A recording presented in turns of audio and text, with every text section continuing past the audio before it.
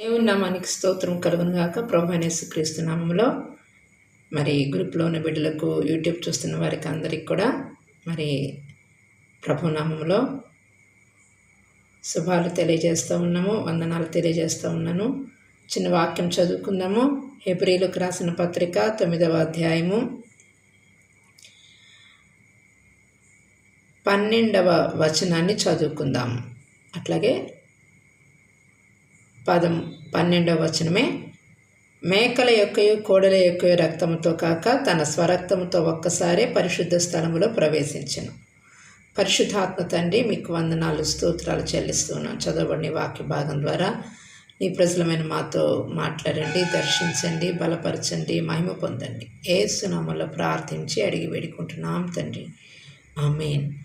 ప్రియులారా, మరి పాత నిబంధన కాలం నుండి ఈ కాలం వరకు కూడా వస్తున్నటువంటి ఆచారము కానీ మరి ఏంటి అంటే, మేకల్ని వధించటము, కోడెల్ని వధించి వాటి రక్తముతో మా పాపం పోయింది అని అనుకొని మానవుడు భ్రమలో బ్రతుకుతూ ఉన్నాడు. మరి ముఖ్యంగా మన భారతదేశంలో ఈ బలులు ఈనాడు కూడా ఇప్పటికీ కూడా అర్పిస్తూనే ఉన్నారు.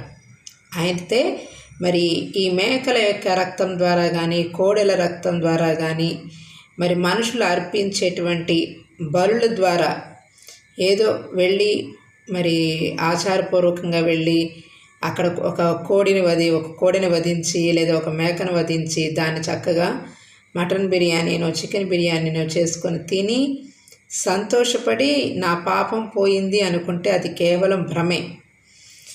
అయితే నీ పాపం పోవాలి అంటే పాపాన్ని పరిహరించి పాపం యొక్క మూలాన్ని కూడా కడిగి వేయగలిగే శక్తి ఉన్నటువంటి ఒక రక్తం ఉన్నది. ఆ రక్తము పవిత్రుడిదై ఉండాలి. అందుకని వేదాలు కూడా ఘోషిస్తూ ఉన్నాయి. ఏమని అంటే, రక్త ప్రోక్షాణం పాప వినాశం తద్రక్తం పరమాత్మేన పుణ్యదాన బలియాగం. నీ పాపం పోవాలి అంటే రక్తము ప్రోక్షించబడాలి. రక్త ప్రోక్షాణం.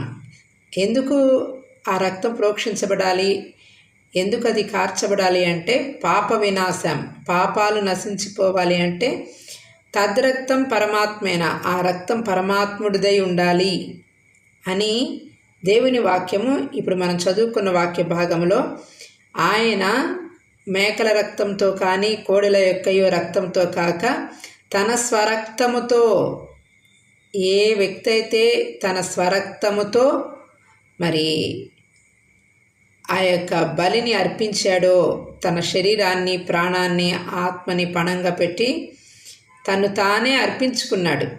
ఆయన తను తాను అర్పించుకోకపోతే పాప క్షమాపణ అనేది లేనే లేదు.